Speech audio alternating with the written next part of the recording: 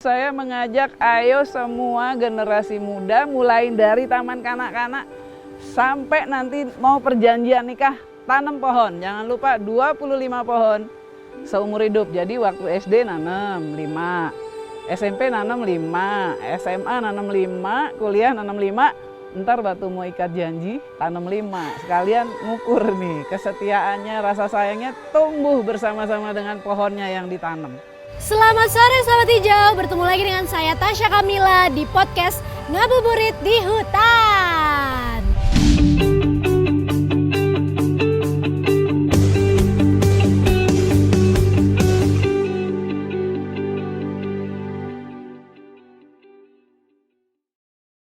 Wah, aku excited banget loh karena sore ini kita bakalan bahas isu yang menarik banget, yaitu tentang pemulihan lingkungan melalui rehabilitasi hutan dan lahan. Hari ini Ngabuburit di Hutan kita bakalan ditemenin sama seorang rockstar yang terlalu manis untuk dilupakan, yaitu Mas Ridho Hafidz, gitaris Slank.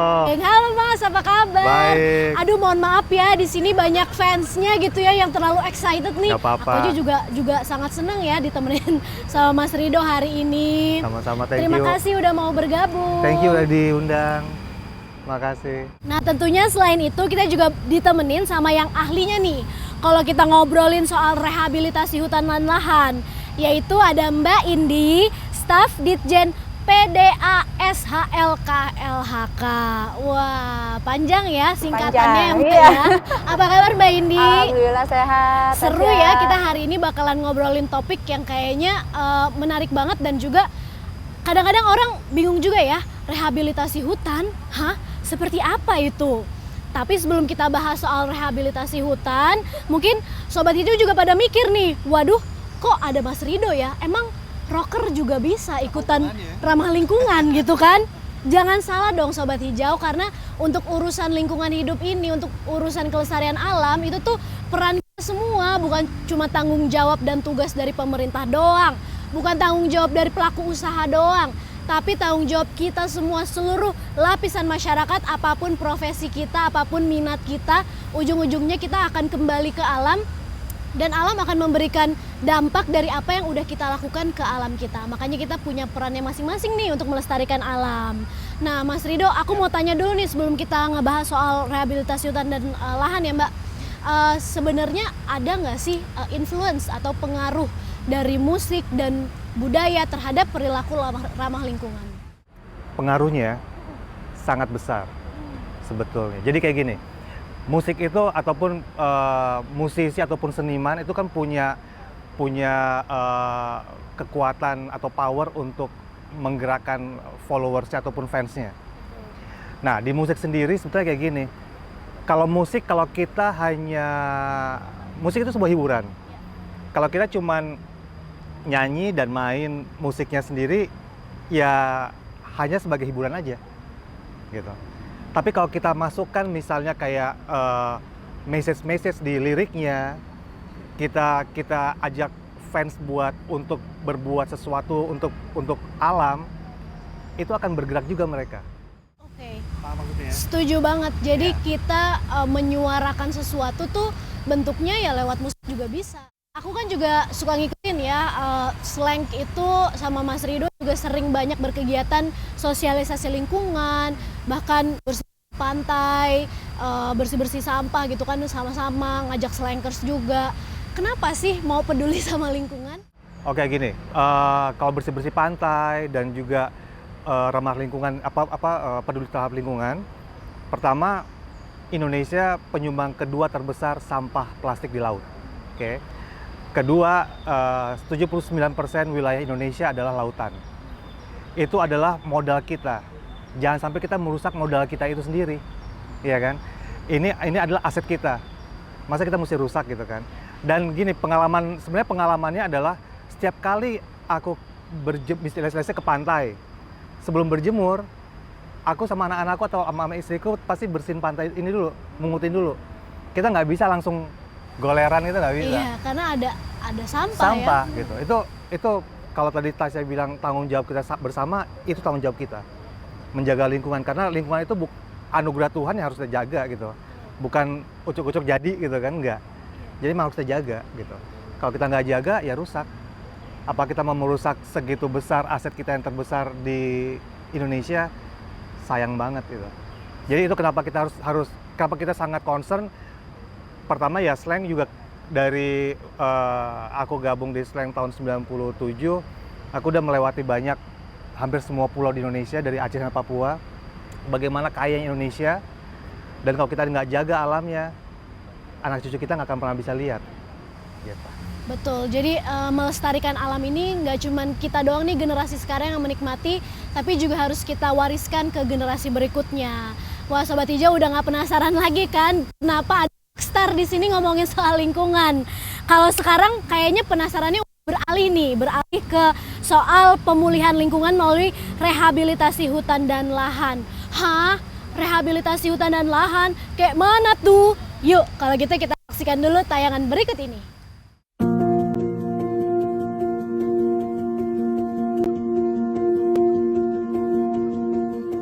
Kita mulai merindukan keasrian alami yang disediakan bumi.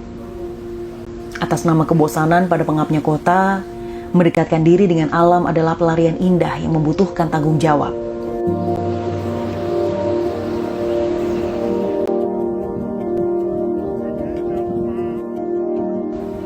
Berbagai macam teori tentang pemanasan global, perubahan iklim, dan semakin sedikitnya luas tutupan hutan semoga akan memudahkan keinginan untuk menghijaukan dunia dengan tanaman berkayu, stabil menyimpan air, rutin mengubah karbon dioksida menjadi oksigen, dan meredam panas udara dalam naungan daun-daunnya yang teduh.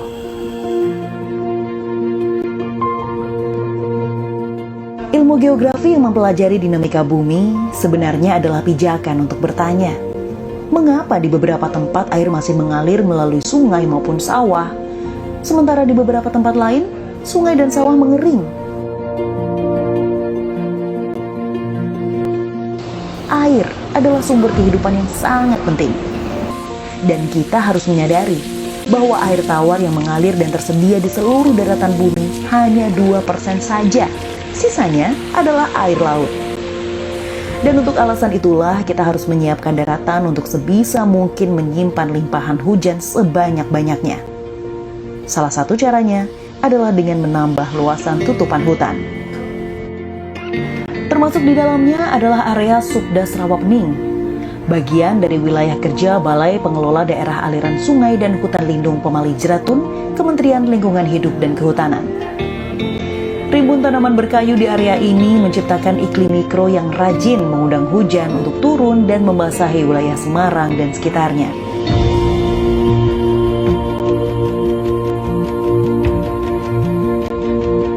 Upaya konservasi hutan dan tutupan wilayah hulu daerah tangkapan sungai sekitar Rawapening dalam 1 dekade terakhir adalah pencapaian sistemik yang patut diteruskan. Proses menciptakan keseimbangan melalui gerakan menanam pohon disambut baik oleh mereka yang sadar akan manfaat ekologis maupun nilai ekonomi hutan.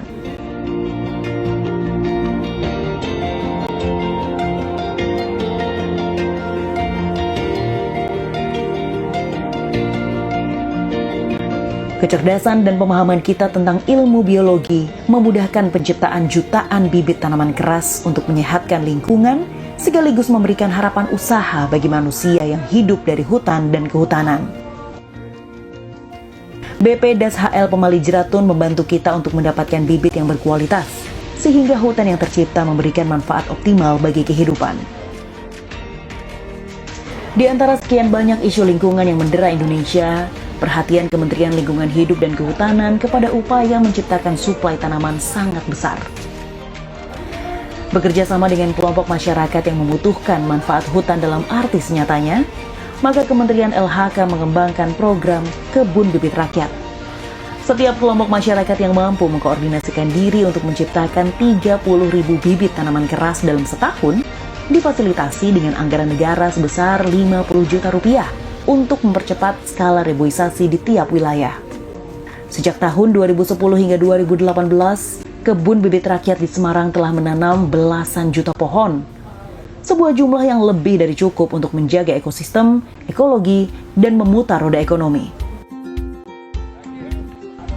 Di Kebun Bibit Rakyat, kita akan dapati kerja keras dari BP Das HL Pemali Jeratun sebagai institusi yang diberi mandat untuk menjaga iklim Indonesia serta antusiasme masyarakat yang mendamba manfaatnya.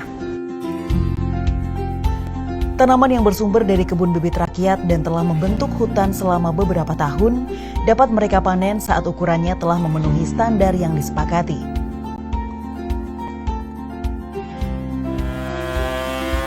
Kayu-kayu dari hutan rakyat ini adalah rantai awal bagi bergeraknya industri kayu Jawa Tengah yang sedang bergerak kencang dengan skala ekonomi yang dahsyat.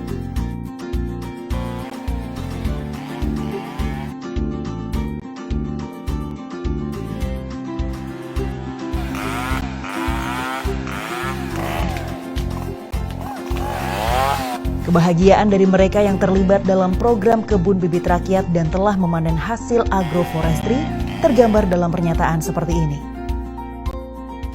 Nama saya Pak Madmin Sulis dan saya selama menjadi kelompok KBR ya sudah terkabulkan, cita-citanya sudah berangkat umroh dan bisa mencukupi kebutuhan sehari-hari keluarga saya.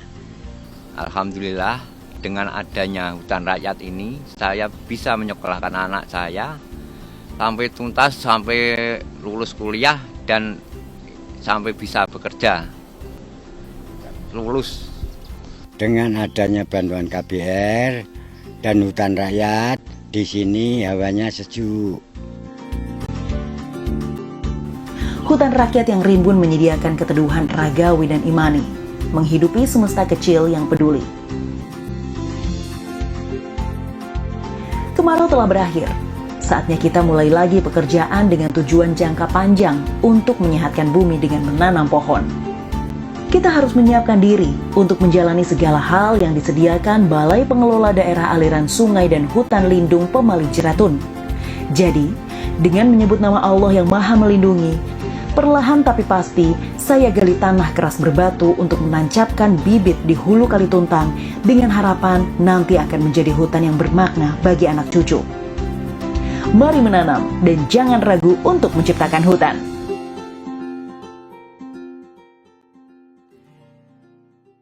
Begitu Sobat Hijau, sekarang kita mendingan langsung tanya aja ke Mbak Indi yuk. Mbak, apa sih pengertian dari rehabilitasi hutan dan lahan atau RHL ya? Kita sekarang nyebutnya RHL aja ya biar gampang.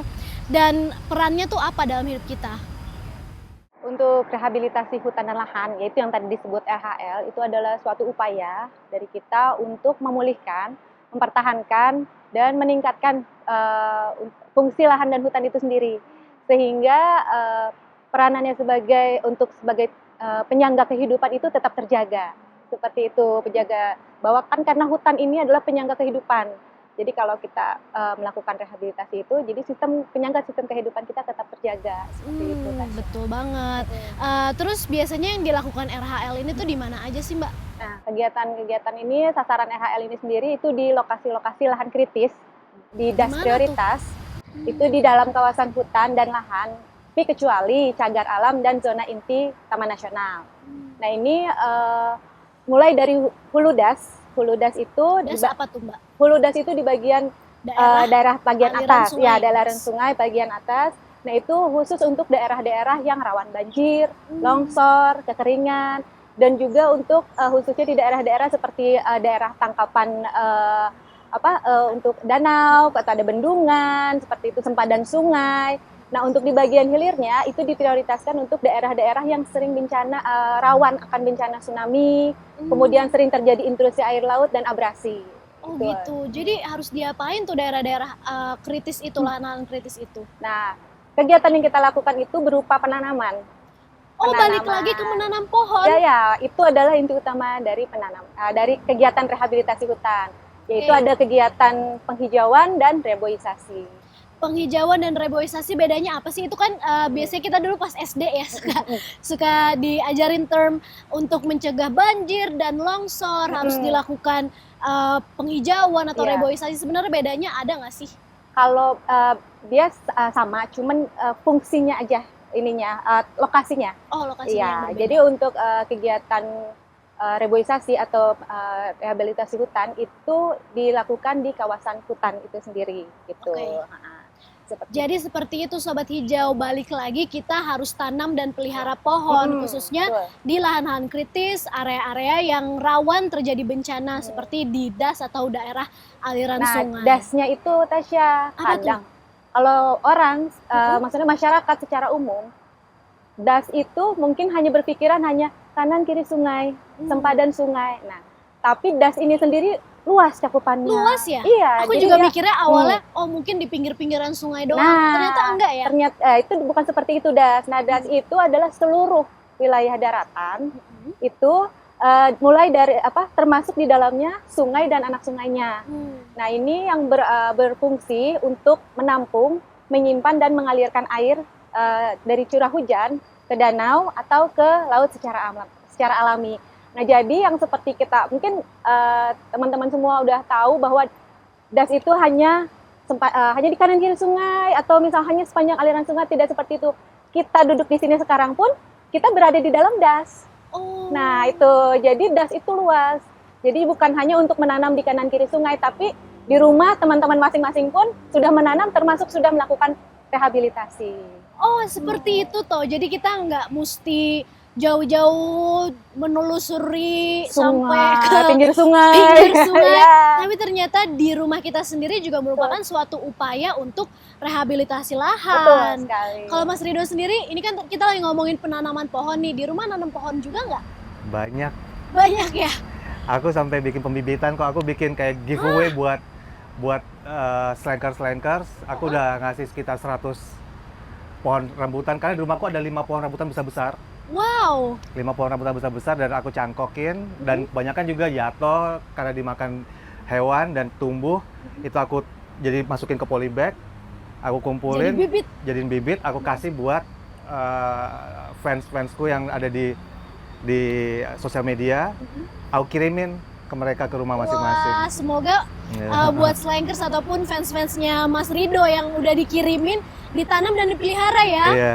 Jangan Amin. cuman diterima doang tapi dijaga. Karena nanti kalau udah tumbuh juga manfaatnya bisa kita rasakan. Benar. Dari mulai buahnya sampai ke penghijauannya juga. Benar. Keren banget nih, berarti udah melakukan penanaman juga di rumah sampai punya persemaian sendiri ya untuk Iya. bibit-bibit Jadi ya. di rumahku tuh ada pohon rambutan, durian, sawo, nangkadak, jahe, pokoknya tanaman-tanaman ya buat masak dan lain-lain. Aku juga suka masak soalnya kan. Oh iya. Jadi ada Enak dong ya, nggak pernah ke supermarket berarti metik aja sendiri. kunyit, jahe, serai dan lain-lain ada di rumah. Gitu. Wah, keren banget Gitu. tuh Sobat Hijau. Biarpun kita juga perkarangan yang nggak luas-luas banget, sekarang Iya. banyak loh cara untuk bisa menanam dan bisa memproduce ataupun menikmati hasil tanam kita dan dipakai sendiri di rumah, dan itu pun juga sangat-sangat bermanfaat buat lingkungan. Nah, kalau reboisasi itu bisa dilakukan dengan cara apa aja sih, Mbak? Reboisasi sendiri itu yang dilakukan ada 2, itu dilakukan secara intensif, penanaman secara intensif. Nah, ini biasanya dilakukan penanamannya di kawasan hutan dengan tutupan lahan terbuka. Jadi misalnya ada semak belukar juga, kemudian ada alang-alang, dan di dalamnya itu tidak terdapat aktivitas pertanian masyarakat. Nah, biasanya untuk kegiatan intensif ini dibutuhkan jumlah batang penanamannya itu 625 sampai dengan 1000 batang per hektar. Banyak untuk ya? Pokoknya itu kan ditanam ya, nanti Iya. siapa yang kira-kira menjaga? Kalau untuk kegiatan intensif ini karena dilakukan di kawasan hutan itu tidak dilakukan oleh masyarakat sekitar, tapi tidak boleh untuk diambil hasilnya itu. Nah, yang kedua ada yang kita disebut dengan namanya sistem agroforestry. Nah, agroforestry ini dilakukan di kawasan hutan atau hutan produksi itu yang lahannya terbuka atau misalnya ada semak belukar juga, dan di situ juga ada kebun biasanya. Nah, milik masyarakat atau misalnya di kawasan itu ada kebun campuran, kemudian itu. Nah, dan juga di dalamnya terdapat aktivitas pertanian masyarakat. Nah, itu biasanya dilakukan penanamannya membutuhkan 400 batang per hektar. Nah, itu tuh jenis tanamannya biasanya itu campuran jadinya, Tasya. Jadi dia ada yang tanaman hutan, memang untuk tanaman hutan, jenis tanaman hutan. Ada juga yang memang seperti buah-buahan atau misalnya yang perkebunan. Nah, kenapa seperti itu? Karena kita harapkan dengan adanya penanaman secara sistem agroforestry ini, masyarakat kan biasanya kita dapetin apa nih kalau cuma nanam aja gitu kan, pohon nggak boleh ditebang, terus kita dapetin apa? Nah, Padahal masyarakat nggak sadar ya dapetinnya juga dapat dari buah-buahannya, untuk pohon-pohon hutan pun tanpa disadari ya dapat dapat manfaat. banyak banget. manfaat lingkungannya Iya, juga ya, betul. kayak- Walaupun jangka waktunya panjang, tapi untuk kedepannya pasti dapat juga. Nah, sobat hijau tuh berarti yang namanya nanam pohon itu nggak cuman karena ada pohon itu kan banyak banget ya jenisnya, nggak cuman yang menghasilkan buah doang, tapi emang pohon-pohon hutan pun juga bermanfaat gitu kan untuk cadangan air, untuk tutupan lahan, untuk memberikan oksigen Menyerap gitu kan, karbon, menyerap ya. karbon. Jadi untuk keseimbangan alam juga. Nah, didampingi juga dengan agroforestry yang manfaatnya juga bisa langsung dituai gitu ya, bisa Iya, langsung diambil gitu dalam sama waktu yang masyarakat sekitar. singkat ya, maksudnya langsung Dalam waktu yang relatif singkat, keren banget deh. Terus Mbak Indi di masa pandemi ini kan pastinya banyak banget yang terdampak ya, apalagi ekonomi pun juga terdampak. Bisa nggak sih penghijauan atau RHL ini membantu ekonomi? Gini Tasya, untuk kegiatan yang terkait dengan pemulihan ekonomi nasional, Kementerian Lingkungan Hidup dan Kehutanan bersama dengan Badan Restorasi Gambut dan Mangrove sudah melaksanakan kegiatan yang disebut dengan padat karya percepatan penanaman mangrove. Nah, kegiatan ini sudah dilakukan dari 2020. Nah, di tahun 2020 itu sudah dilakukan penanaman seluas 17.000 hektar dan dengan alhamdulillah sudah sukses dilaksanakan, sehingga di tahun 2021 ini itu rencana akan dilaksanakan penanaman mangrove ini seluas 83.000 hektar. Ini dilaksanakan di 34 provinsi. Nah, seperti apa dampak untuk masyarakatnya? Nah, jadi masyarakat yang ikut menanam mangrove, dia akan langsung mendapatkan insentif penanaman. Nah, dan insentif penanaman ini itu langsung Tasya ditransfer ke rekening masing-masing perorangan. Jadi sistemnya adalah account to account.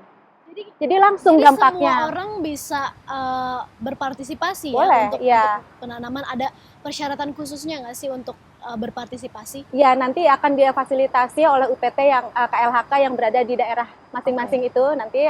Nah, seperti itu nanti. Nah, untuk sistemnya seperti apa nanti difasilitasi.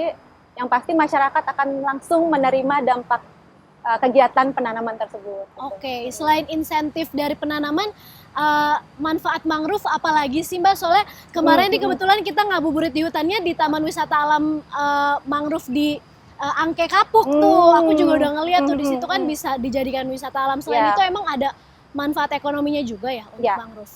Untuk manfaat mangrove ini secara ekologis udah jelas dia sebagai kayak penahan abrasi, kemudian untuk ekstrusi air laut dan juga sebagai penyerap polutan dan karbon.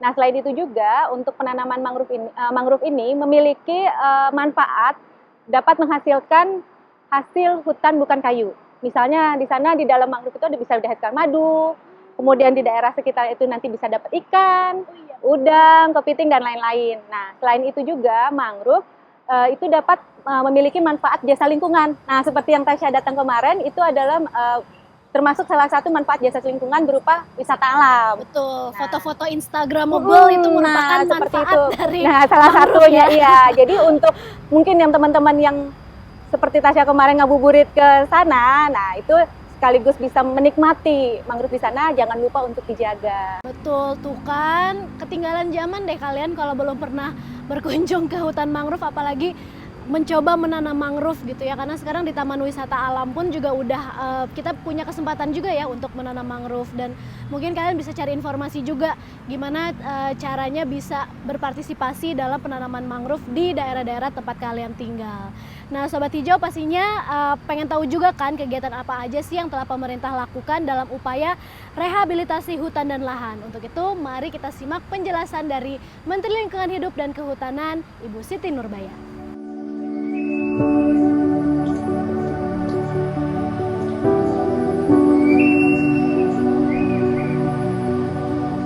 Selamat sore, Sobat Hijau Milenial. Kita ketemu lagi dan sekarang ada di tempat yang hebat ya, serba hijau. Dan inilah salah satu antara lain kita melakukan rehabilitasi hutan dan lahan dan penanaman. Idealnya sih sebetulnya kalau dia tempat alam, apalagi hutan, ya harusnya sehebat ini. Kita ada di Taman Nasional Gunung Halimun Salak di wilayah Bogor, karena ada juga yang di wilayah ini di sebelah sana di Banten. Jadi yang namanya rehabilitasi hutan dan lahan itu programnya pemerintah yang sejak saya masih junior ya, masih muda seperti kalian, di tahun 80-an itu udah ada sebetulnya, dan makin kesini kan ya seperti itu kondisinya, dan sekarang kita rasakan di beberapa tempat kerusakan-kerusakan lingkungan di daerah-daerah tampung air sehingga terjadi banjir dan lain-lain, dan itu yang kita perbaiki dengan RHL, rehabilitasi hutan dan lahan. Artinya apa? Ada wilayah-wilayah prioritas di dalam penyelesaian ataupun penanaman kembali dengan program RHL, yaitu daerah yang atasnya waduk, kemudian daerah-daerah yang gampang longsor, kemudian daerah-daerah yang pohonnya udah gundul. Dan itu semua kita lakukan penanaman, kita lakukan namanya vegetatif, kita lakukan bangunan-bangunan sipil teknis dari konservasi tanah dan air, yaitu bangunan-bangunan untuk penahan tebing, untuk tidak terjadi longsoran, dan untuk menahan erosi dan menahan air. Apa sih yang harus dijaga di situ? Ya kita harus pelihara supaya dasnya itu sehat. Das itu adalah daerah aliran sungai. Harus dibedain loh ya. Daerah aliran sungai atau watershed dengan atau river basin dengan riverbed. Kalau riverbed itu ya tempat airnya. Tapi kalau river basin yaitu daerah aliran sungai yang luasnya bisa 800.000 hektar. Jadi itu satu wilayah di mana dari satu puncak gunung di sebelah sini ke puncak gunung di dalam rangkaian gunung, itu namanya satu daerah aliran sungai. Menarik deh, ayo kaum muda milenial, mari kita tanam pohon bersama-sama. Pohonnya bisa dari kebun bibit rakyat, bisa dari kebun bibit desa. Itu kita udah punya banyak semua, karena masyarakat Indonesia secara umum sebetulnya suka nanam pohon ya. Oleh karena itu pemerintah menyediakan sarana-sarana untuk masyarakat bisa membangun kebun bibit. Apakah di kebun bibit rakyat, juga di kebun bibit desa. Di samping itu ada namanya dari bibit persemaian permanen. Sekarang Bapak Presiden memerintahkan untuk bibitnya harus berasal dari persemaian yang super modern dong. Jangan, kalau persemaian permanen itu biasanya menghasilkan 1 juta pohon tuh, Mbak Diah ada tuh di sini petugasnya. 1 juta pohon, nah Pak Presiden mintanya paling dikit 10 juta 1 tahun. Nah itu kita lagi bikin di 6 tempat. Di sini ada di Rumpin Bogor, ada di Kalimantan Timur, ada di Danau Toba Sumatera Utara, ada di NTB Mandalika, ada di Likupang Sulawesi Utara, dan ada di NTT Labuan Bajo. Nanti teman-teman yang berasal dari kota-kota atau provinsi yang saya sebutin tadi nanti pasti akan bisa lihat dan tahu ada persemaian super modern itu. Mudah-mudahan akhir tahun depan atau di pertengahan 2023 udah bisa kelihatan dan kalian juga udah bisa datang ke sana. Itu akan jadi tempat yang bagus, sekaligus juga jadi tempat rekreasi. Jadi jangan lupa nanam pohon, sekarang udah banyak, dan memang kita punya kewajiban. Kalau udah sering ngomongin iklim, dengan situasi karbon ataupun CO2 yang ke atmosfer yang bikin panas katanya itu, kita sebetulnya harusnya bisa menanam sampai 480.000 hektar per tahun. Tapi tentu itu tidak mudah karena anggarannya jadi sangat besar. Oleh karena itu kalau kita lihat dari anggaran yang ada tuh paling-paling setahun bisa antara 80.000 sampai 120.000.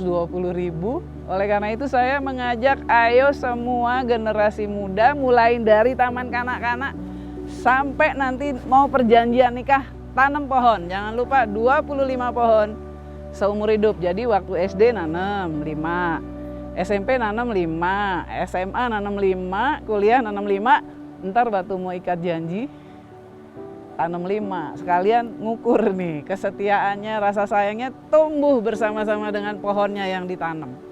Gitu ya, jangan lupa sama-sama ayo kita aktif, kita sehatkan, kita hijaukan seperti ini alam Indonesia kita. Tanam pohon yang banyak untuk Indonesia kita. Terima kasih, selamat sore, selamat buka puasa ya. Terima kasih. Terima kasih Ibu Menteri. Wah, indah sekali itu Ibu Menteri di Taman Nasional Gunung Halimun Salak yang ada suaka elang Jawa, ya kan, pantesan tuh backgroundnya keren banget. Nah, Sobat Hijau juga udah denger kan pesan-pesan dari Bu Menteri. Ayo kita sama-sama ikut sukseskan ataupun ikut berpartisipasi dalam rehabilitasi hutan dan lahan dengan penanaman ataupun penghijauan dimulai dari rumah kita sendiri tentunya. Mas Rido, aku mau nanya lagi nih, kira-kira buat Sobat Hijau, anak-anak muda di luar sana, apa sih yang bisa mereka lakukan buat lingkungan kita nih agar semakin asri lagi, semakin berkelanjutan lagi? Iya, buat Sobat Hijau dan juga anak muda di seluruh Indonesia, kalau buat aku sih, aku selalu bilang bahwa kalian harus mengenal potensi daerahnya. Karena gini, kalau kita tahu potensi daerah kita pasti jaga, ya kan gitu. Kalau kita cuek aja, ya hasilnya juga berantakan juga. Jadi aku selalu bilang ke anak-anak muda di daerah-daerah bahwa kalian harus tahu potensinya apa.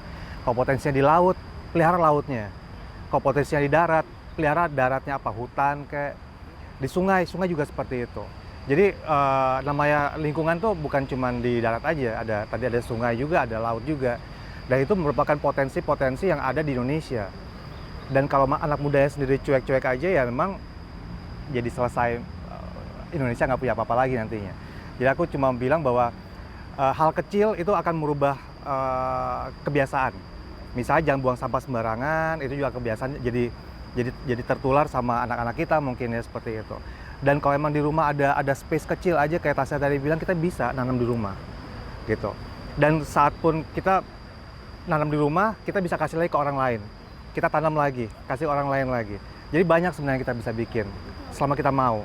Dan menurutku juga harus sih sekarang. Udah saatnya menjaga lingkungan itu sudah jadi lifestyle, bukan lagi sebagai sebuah slogan. Kalau aku udah jadiin lifestyle, karena apa? Karena begitu pas keluar kamar, nongkrong, ngopi misalnya, ngeliat hijau tuh enak banget. Dan kita rasanya punya mood yang bagus di pagi hari gitu loh. Jadi buat anak-anak muda yang di daerah terutama punya potensi yang besar, jaga. Itu aja. Kalau bahasa Inggrisnya mah never take it for granted gitu ya. Apa yang sudah diberikan Tuhan kepada kita jangan disia-siakan, tapi harus kita jaga. Karena sekecil apapun aksi yang kita lakukan, tapi kalau dilakukan secara bersama-sama maka dampaknya juga akan besar gitu. Terus dan ini Tasya, apa yang kita punya ini itu titipan anak cucu kita, betul, bukan punya kita. betul Jadi kita sekali. harus jaga buat mereka bisa lihat, Iya. entah itu hewannya, hutannya, lautnya, itu harus dijaga. Betul banget tuh. Sebagai millennials mom, aku bener-bener setuju banget.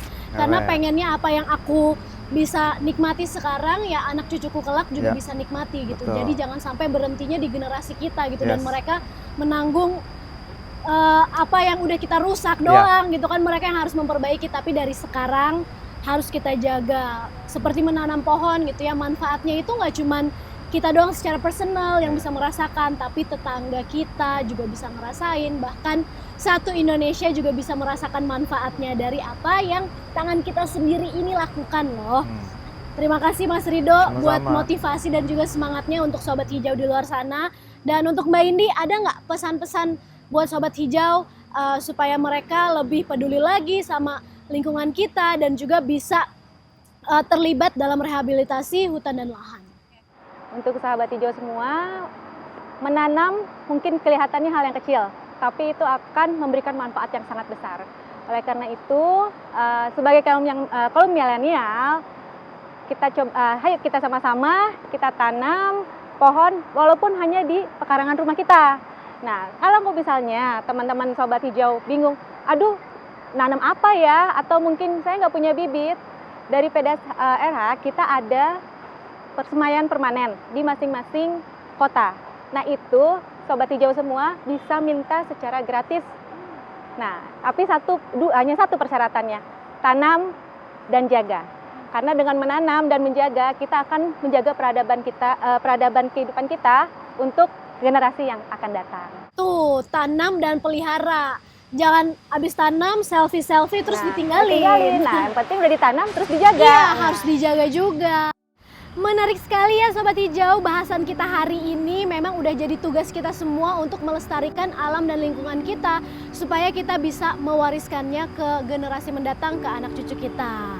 Terima kasih Sobat Hijau yang sudah bergabung di Ngabuburit di Hutan, dan tentunya terima kasih untuk Mas Rido Thank you, Tasya. dan juga Mbak Indi atas waktu, atas ilmu dan pengalamannya sudah berbagi ke Sobat Hijau semuanya.